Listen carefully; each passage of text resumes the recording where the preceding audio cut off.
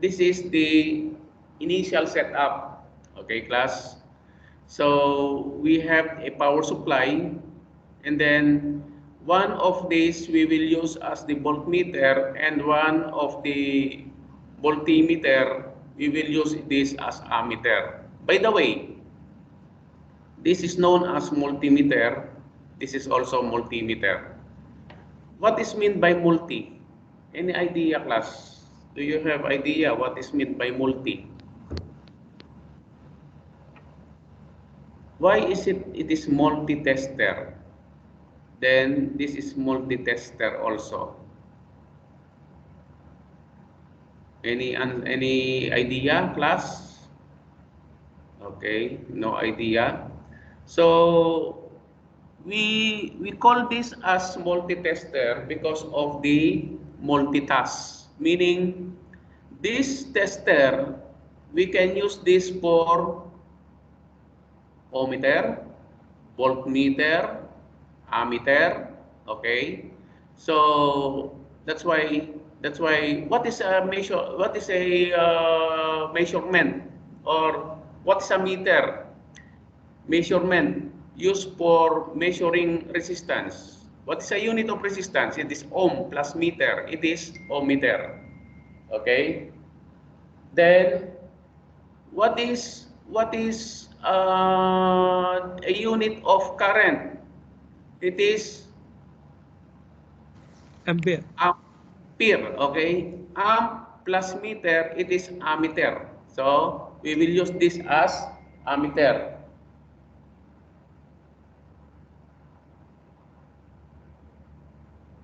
Okay, then ammeter.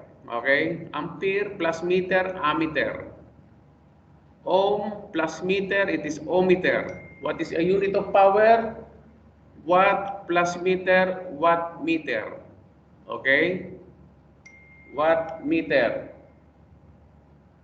Okay, then what is a unit of? Okay, so wattmeter, ammeter, voltmeter, but make sure that in this tester there is a two range of voltmeter here. It is in alternating current and in direct current. So since we are using a voltage which is the direct current from this power supply, the range it is in DC form. Did you see it is in DC? DC because this is AC. Okay, then the current, there is also a DC and AC in current, in measuring current, which is the ammeter. Okay, as stated here, we need to measure the from power supply ammeter. Then the ammeter is always connected in series, and then voltmeter always connected in parallel. Okay, now, so from this circuit we will apply the equivalent of this circuit into wiring connection. So take note that in here, from the positive supply, did you see this positive supply? One wire, we will connect it to ammeter. Okay, ammeter like this. Power supply, we will go to ammeter, and then ammeter. After ammeter, go to inductor or voltmeter. So next, it is from the output of ammeter, we will connect it to inductor. This to inductor. Then after inductor, return it back to the negative supply. So meaning it looks like a roundabout. Did you see? It looks like a circle. So from here, connected to ammeter, and then ammeter we will connect to inductor, inductance. By the way, what is the difference between inductance and inductor? Inductor, I'm talking about, or I'm explaining about the structure of this. This is inductor.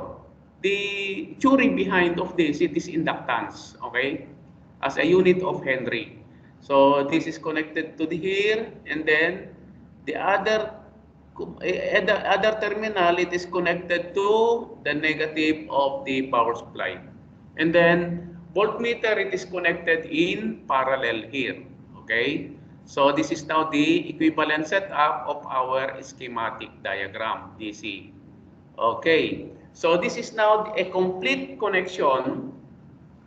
A complete connection. Actually, this is only a monitor for this voltmeter of this power supply, because this power supply, it is analog. That's why we need to connect a digital multitester in able to get the exact reading. So because here we cannot get exact reading here, but instead we will use a digital meter. Then this is the voltmeter, or this is the voltmeter, and this is the ammeter. Okay, so the equivalent of power supply, this is power supply, ammeter, this is the ammeter, and then voltmeter, this is the voltmeter. Okay, and then this L, inductor, this is now the inductor. Okay, as I told you, this is only for monitoring purposes. You just focus your attention with the voltmeter here and then the ammeter here. Okay, the next. So actually here, there's still missing component, missing wire here. This common, not connected here. We need to connect this common to inductor also, since it is connected in parallel. Now this is the complete wiring connection. So it is now a complete wiring connection based on the schematic diagram here. Okay, so we will turn on the power supply. Upon turning on the power supply from 5 volts or even 12 volts like that, from that 5 volts it will become 2.56, but it is only monitoring. As I told you, it is monitoring purposes only. Our main focus, it is this. What is our voltage? 2.47. You will write this 2.47 where? You will write this to this. In this experiment, as I told you, I don't give the answer. What you're going to do, I will evaluate if you are truly listen, or you are understand the topic that I discussed during the presentation. So I repeat, this voltage 2.47 volts, it is here. Voltage in the equivalent voltage here. Okay, the current is 1.05 ampere. So here. So voltage divided by the current, that is your resistance here in ohms. Okay, that is in air coil here. So you have now the resistance answer here in ohms. Okay, then next slide. It is now in iron core. Teacher, what is 2.56? Brother, I told you, focus on this. This only. Don't focus on this. It is monitoring purposes only. Did you listen, class? Did you listen? What is your name? Because your question is... I was surprised with your question, brother. As I told you, again, brother, the voltage here, you will follow the voltage here. The answer is here, and then the current is here, okay? 2.47 for this, and current for this, okay? Then, as you've noticed, class, what is the difference now in this setup? The setup now, it is with iron core. This is iron core, meaning to say, you have a voltmeter here, and then you have the current here. This is voltmeter, and then this is the ammeter. Again, I repeat, you are just focus your attention, focus your eye with this 2 meter, okay? With this 2 meter only. And then with the iron core, okay? Now, the actual setup is this. The 2.49, this 2.49, this is now the equivalent voltage here, okay? This is the equivalent voltage here. This 2.49, the equivalent here, and then the current, it is equivalent here. So we have already the answer, of course, when you divide that voltage divided by the current, you have already answer here. So meaning to say, you have the answer for the iron core coil. So this is iron core coil, which is here, okay? And then air core before, you have the answer here. So you will do the needful and answer all the necessary answer for this data. Okay. Anyway, it is very clear. The picture, it is clear and visible. Okay. Next. So before I will go to AC, okay, so I will show it to you the my video presentation about the DC. Okay, this is the DC presentation. So please watch my presentation. Then we will continue it again with the equivalent. The title is Determination of DC. Resistance and Inductance of a Coil. So the objective of this tutorial, it is to determine the value of the resistance and the inductance of an air core and iron core. And also to calculate the resistance, the impedance, the inductive reactance, and the inductance in the coil.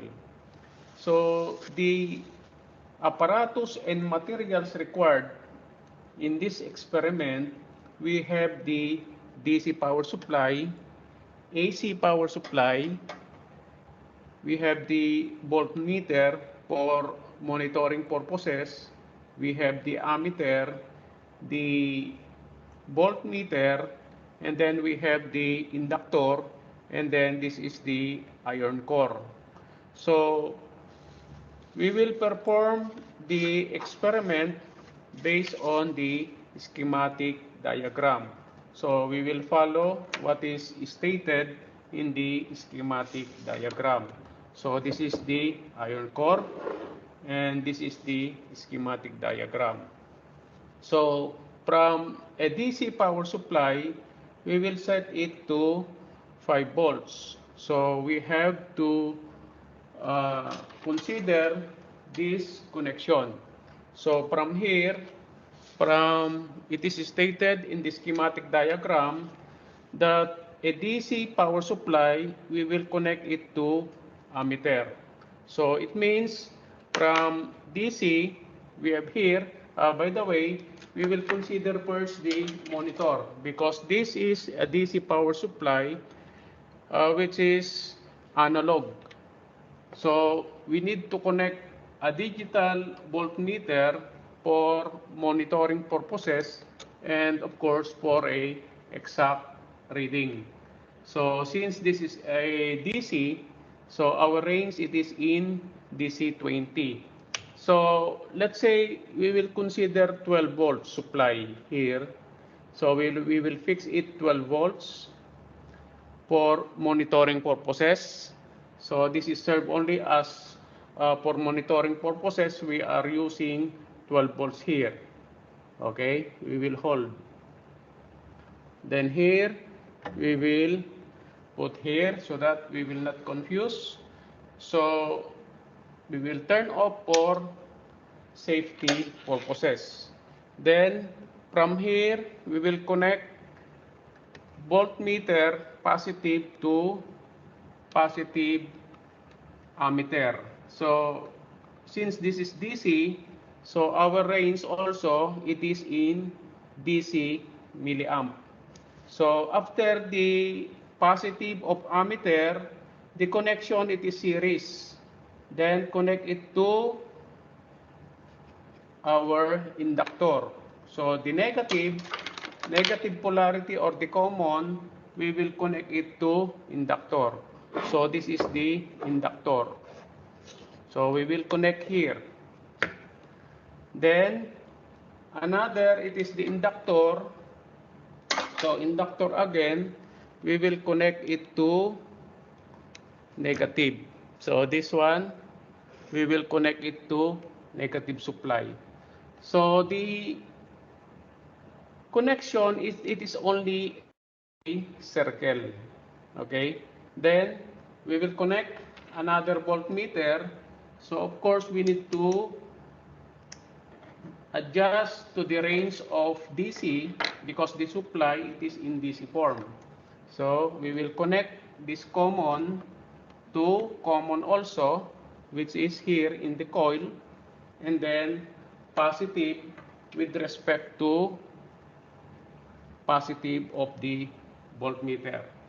And then initially you need to check it if our connection is correct or not. So at 12 volt supply here, DC from DC power supply, we have a ammeter. The range it is in DC ammeter, and this is DC voltmeter. So because in the table that we need to consider, it is we need to get the resistance using the Ohm's law. Now we will turn on the power supply. So if you've noticed now, we have the equivalent. We have now the equivalent in terms of reading. So we have a DC.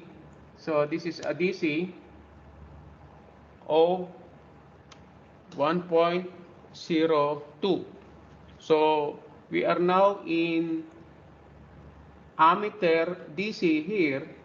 Okay, so we need to record the equivalent. So the reading, we have to hold the ammeter and voltmeter. So we have a reading here of 1.02 ampere, and then here we have a reading of 2.43 volts. Okay, getting the resistance in terms of ohms, we just using this formula, which is R equal to voltage divided by the current, we will divide the 2.43 divided by 1.02 ampere. So the answer is 2.38 ohms. The unit is in ohms. So next procedure, it is to, this is the result of air core coil. Now we will do the iron core coil with core. This is the iron core. So we need to insert the iron core. So as far as the iron core is concerned with respect to the DC supply, of course, we know already what is the result. It is a constant or the same, but we need to prove. So we will remove the hole, okay? Then on the power supply, we will have the equivalent of voltage also, which is the same. If you will notice, with iron core here, we have the equivalent, which is approximately or the same actually. So it is 1.02 ampere, and here it is 2.43 volts. So it is in terms of volts. So the resistance, it is still 2.38 ohms. Okay, this is the resistance that we are using, the 2.38, which is constant for the air core coil and with the iron core coil. Now, since it is a constant already, so we have already the equivalent for R. Now we will proceed.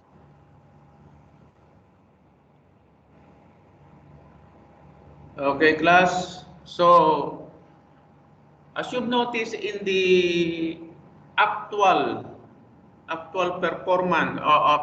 performing of this experiment using that video, it is almost the same, the weak core and iron core, but still you have a value of resistance here. Okay, you have a value for a resistance which is needed in the next table, which is using the alternating current supply. So we will proceed to next. Okay, so this is now the DC, and then we are now in alternating current. Teacher. Okay, yes, Teacher, what is the benefits for benefits. ion core? Yes. Okay, what is the benefits of iron core? Did you know what is transformer, brother? Transformer. It is a transformer. What is your name, by the way, brother? What is your name, by the way? Saeed Ahmed Saeed. Okay, Ahmed Said. I will give you, Ahmed, a actual scenario. You know the transformer, which is known as step down transformer. It is made up of a coil inductor. It is made up of inductor. The principles behind there, it is an inductance. So Ahmed, you are strong today, right? The become step down, the equivalent step down transformer. If I will rounding I will rotate you. I will rotate you 100 times. Your resistance become lower. And if I will round you around 200 turns, your resistance again become lower. Why, brother? Because of the inductive resistance. So the more turns, the more resistance, your capacity will become lower until you will become down. So that's why from 220, that 220, you have now the voltage of 5 volts. Did you understand, Ahmed? My name is Saeed, teacher, not Ahmed. Oh, Said, did you understand my Yes. explanation, Said? No, teacher, I don't understand. No. I will turn you. I will rounding you like that for 400 times. I think your resistance, if you are standing like this, then after rounding of 100 turns, maybe you will sit because your resistance is no more. So meaning to say that is the equivalent. From 220, because of that inductor, it's become 12 volts only. That from 240 become 12 volts. Okay? That is only application. That is example of my application. Anyway, I do believe that in your theory class, it was discussed already by your teacher in your theory class. So we will proceed to the experiment, okay? So in the single inductor in AC or alternating current power supply, we have the frequency here. So as you've noticed, there is a frequency, as I told you. The frequency here in Oman, it is standard as 50 Hertz. So in other country, for example, in Asian country, in the Philippines, in our country, we are using 60 Hertz. And okay? I have sent one email request to you, ma'am. That is about by mistake student apply for the drop for other course. Say he has 2 courses, business ethics and fluid mechanics.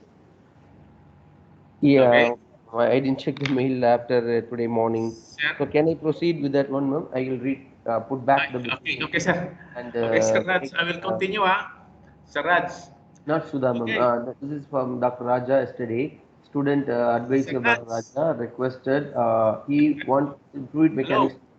By mistake, student chosen the business ethics and the course was dropped by Raja ma'am already. So now he cannot do anymore. If it is at least decline or pending, we can do something and reject the application. But the advisor approved it, and now he come to know that this happened by mistake. So he want us the request for reverting back business ethics in the system and the drop for fluid mechanics. A detailed mail has been given by the advisor also, student also.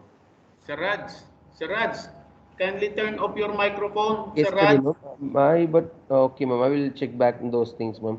Because maybe in the same mail. Okay, ma'am. I will. Yeah, approved. I hear it is, ma'am. Around yesterday, correct, ma'am. Hello, Sir Raj. That's case, ma'am. It's very strange, Sorry, ma'am. class. Yeah. Let's wait, because sir. Yes, ma'am. I will check through Abdul Rahman once he come to the office. I have put the actual mail to him, CC to you, ma'am, just for notification that this is the first case happened in engineering for this online semester pattern, saying that every time the student want to click for the course writing one. Class, can you hear my voice? And the advisor luckily reject the course because she knows that the course wants to drop this one. I will continue So even I Sir Raj is will talking. wait for Sir Abdul Rahman's support through Muscat team with Basim and Basam so that we can do the needful, ma'am, according to their response. Yes, ma'am. Thank you. I will give this reply before 2 o'clock, ma'am. Thank you, ma'am. Sir Raj. Sir Raj. Hello, Sir Raj. Yes, sir. There was interruption here in the college internet. That's why I was. Sir, kindly turn off your microphone because when you are talking, it is coming in my presentation, sir. No problem, sir. I will mute. Because it's a call from Zakia. Thank you. Okay, so we continue class. So since we are using a alternating current here, therefore there is a frequency constant here as 50 hertz. Okay, 50 hertz in Oman. Other country using 60 hertz. Like in our country, we are using 60 hertz. Okay, so alternating current meaning it is alternative in polarities. It is passive, it is become positive, negative, or positive here, it become negative here, alternating current. Okay, so the same connection with the inductor, parallel with the voltmeter and ammeter. This is the schematic diagram. Okay, what is in the table that you're going to comply? It is the iron core. So we will get the value for the voltage, current, and then the impedance. By calculating or using the formula, voltage divided by the current, you can get the impedance. The unit is ohms. So using again the formula, you can get the inductive reactance using this. So the answer here, as your Z or impedance, it is squared. Then the resistance here, it is from your previous one, from your previous resistance or previous table rather. And then getting this inductance, you will use this formula, okay? Then iron core, of course, the same procedure. So next, this is again for monitoring purposes. Again, this is now, it is actually not our focus. It so happened this is analog. I explained it again. I hope that you don't ask again why there is a voltmeter here. Again, I will repeat. This is analog power supply. That's why I need to connect a digital for accuracy purposes, to make it accurate, okay? So we need 12 volts alternating current here. Okay, then this is the setup. This is our ammeter. Ammeter is in the range of alternating current, and our voltage or voltmeter, we are focusing also on the voltmeter alternating current. So the schematic diagram is stated like this. We just follow what is stated in the schematic diagram. Okay, so first step. So as I told you, there's no polarity of alternating current, either positive or negative, both sides. That's why the color is same white color. There's no polarity. So meaning from here we will connect to ammeter. So one wire we will connect to ammeter. Then after ammeter, we will connect it to inductor. So next slide, it is from ammeter, we will connect it to inductor. Then next, from inductor, return it back to power supply. Okay, we will form a circle. Then next, the voltmeter connected in parallel. So meaning we will connect it in parallel. This. Why there is a one wire only? This one wire. Why there is a voltage here? So it is not important for this. It so happened that there is a stored resistance. Like a capacitor, there is sometimes stored voltage. That's why there is a reading there. But it will return back to zero. Okay? When we connect it the negative polarity. Because before, only positive, we connect only the positive.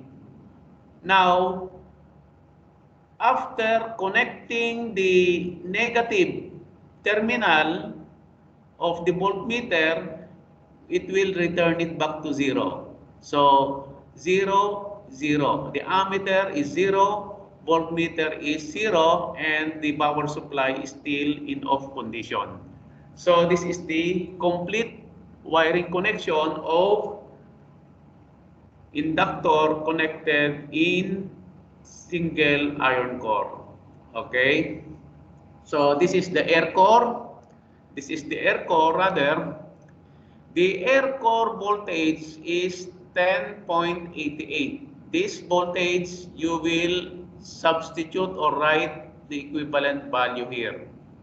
And then the current 4.19 you will write here. By the way, before I forgot, the video that you watch, the video presentation class, what is in your report, what you're going to write in your report, it is what is in your PPT in this presentation. That's why I'm just mentioning right now that your voltage in your report, the voltage in your report, this 10.88 should be written here. And then 4.19 as your current here. So voltage divided by the current, that is your impedance here. Okay. Using this formula, Z squared, this is your Z, and then the R, it is from the previous table, the R of air core in DC. So substitute here, that is your inductive reactance. Then using this formula, this XL divided by 2 pi F. What is your F? What is your F? Class, tell me. Frequency. Okay, what is your frequency? 50 hertz. Okay, brother, thank you. Okay, 50 hertz. Very good. It is a constant already because we are using 50 hertz in Oman.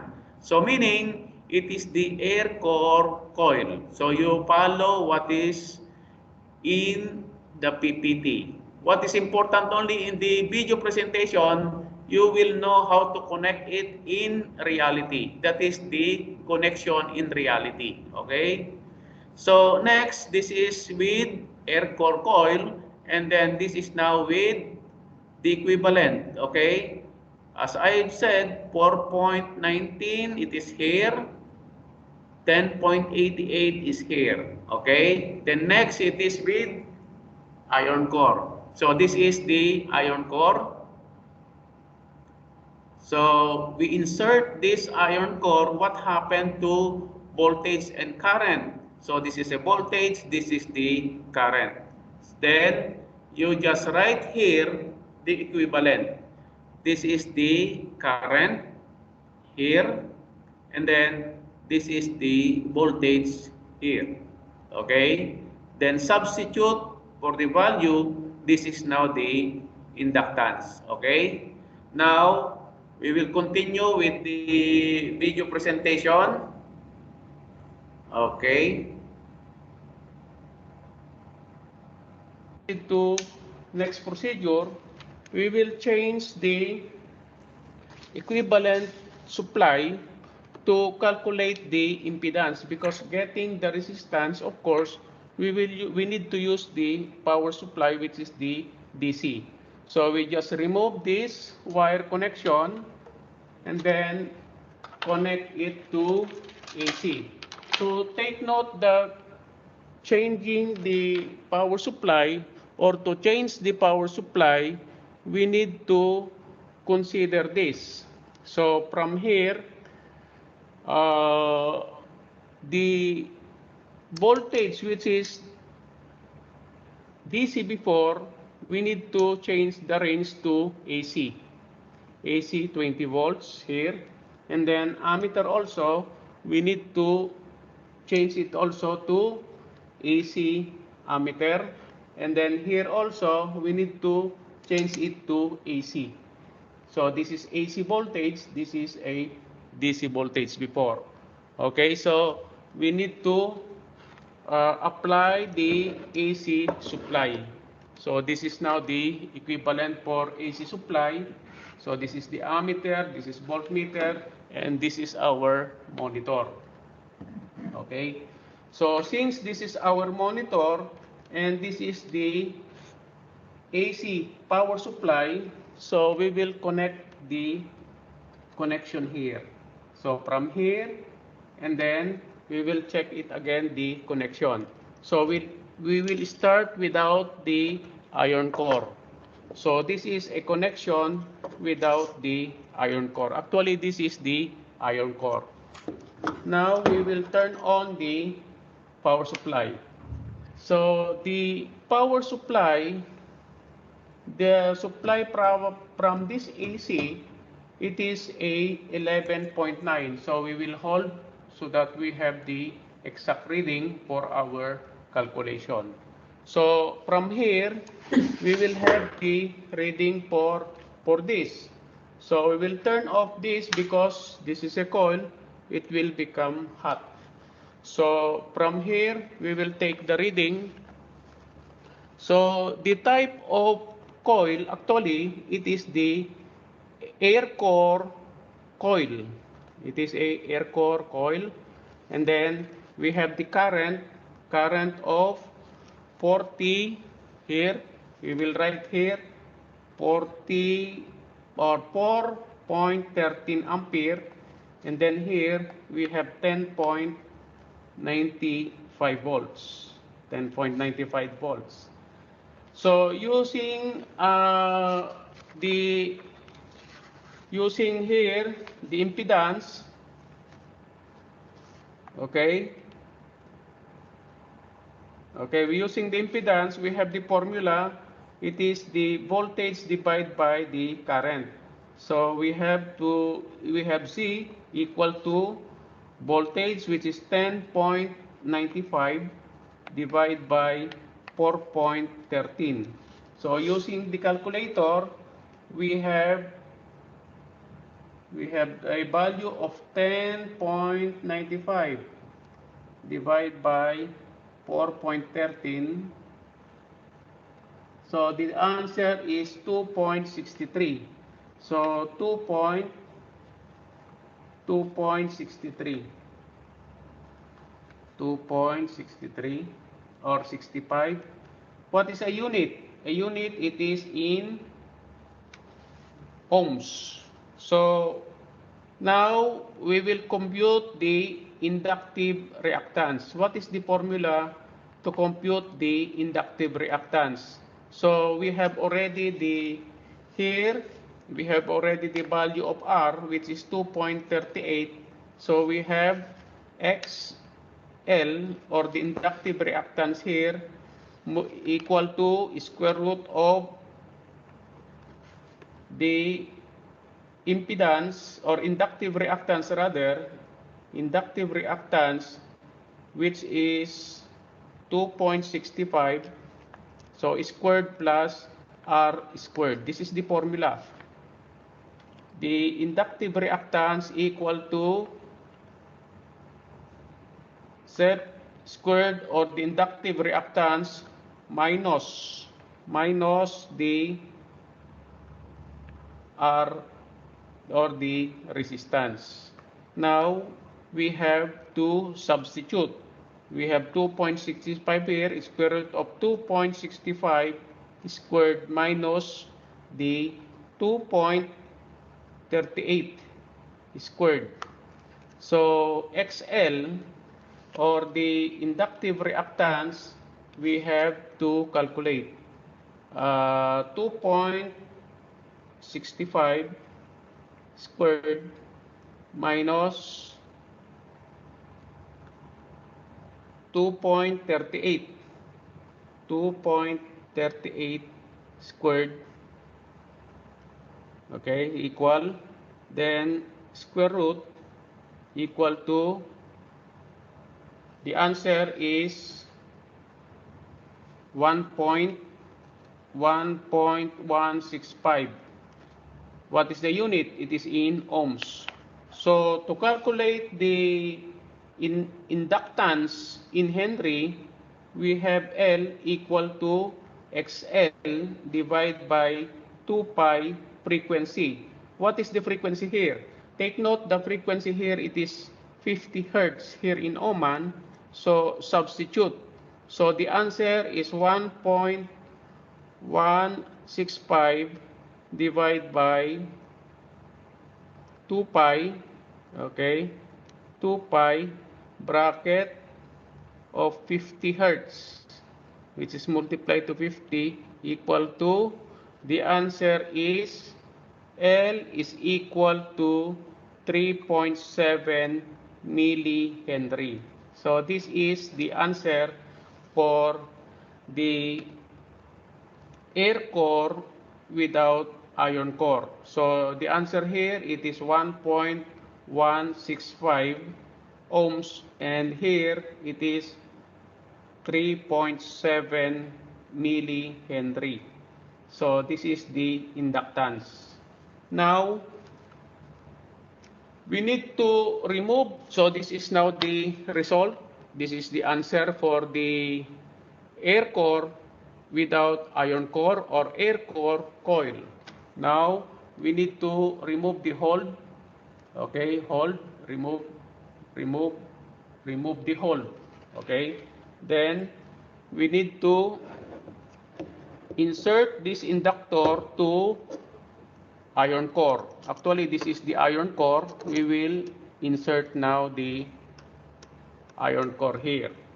Now, the same setup actually. The schematic diagram, if you will notice here, the schematic diagram, it is the same. After here, you just connect it again to the supply here. And then the voltmeter, it is connected in parallel. So we just, if this is a DC, now this is the AC. Because to calculate or to get the value of the resistance, we need to put a supply which is a DC. And to get the value of C, or the impedance, and then likewise the inductance, okay, or the L, inductance in terms of Henry, our supply, it is in AC. So the same circuit, it is a circle. So you just connect the ammeter and then the coil, then the voltmeter, it is connected in parallel. So therefore, we just change the DC into AC. The connection is still the same. So we will on again the voltmeter. Then what is only the difference from the previous one? We have now the iron core. This is the iron core. Now we will consider the reading. So we will turn on the supply, and then we will hold so that we will have the exact reading here. Okay. Now let us consider the data. So data here, we have the current reading in terms of ampere. We have a 0.1. Okay, and then here we have a 11.76 volts. So getting the value of impedance or Z, we have the impedance of Z, okay, we have Z equal to, so we have Z equal to voltage, which is 11.76 volts, 11.76 volts divided by 0.1. So zip is equal to, so here we have 11.76 divided by 0.1. Okay, 0.1 equal to 117.6. So the answer here, it is 117.6, our zip or the inductive reactance. So we have already the inductive reactance value of 117.6 unit is ohms, and then the inductive reactance, so actually this is the impedance. This is the impedance or zip. So the impedance, it is 11.76 divided by 0.1. So 0.1. So that is the impedance. And then we need to calculate the value of the inductive reactance, which is XL, equal to square root of Z squared minus R squared. So we have the value of zip or the impedance. We have the square root of 117.6 squared minus R. Our R is 2.38, 2.38 squared. Okay? So substitute the value, we have the inductive reactance value. So we will calculate the equivalent of this, 117.6 squared minus 2.38 squared, okay, equal to 13,824 ohms, okay, in terms of ohms. Then square root of this, we have the answer of 117.57 ohms. So this is now the value for the inductive reactance. So this is the inductive reactance, 117.58 ohms. So getting the value or calculating the value of inductance, we have L equal to XL, which is the inductive reactance, divided by 2 pi multiplied by the frequency. Where frequency here in Oman, it is 50 Hertz. Frequency here in Oman. So substitute the value, you have 117.57 ohms divided by 2 pi multiplied by 50 Hertz. Okay, so we have the value of L. So we have a 117.57 divided by 2 pi bracket, which is multiplied to 50 Hertz. Frequency in Oman, we have now the value or inductance of 0.37. What is a unit of inductance? It is in Henry. So this is the theory behind this. This is the calculation of this experiment. Okay, class. So if you want to watch that again, so there is a link here. So you just open or right click in your mouse and then open hyperlink. Did you see this? I repeat, right click in this video link, right click, then you will see open hyperlink. So click open hyperlink, you will go to, it will go to the video presentation. If you want to watch again the video presentation, it's only like that.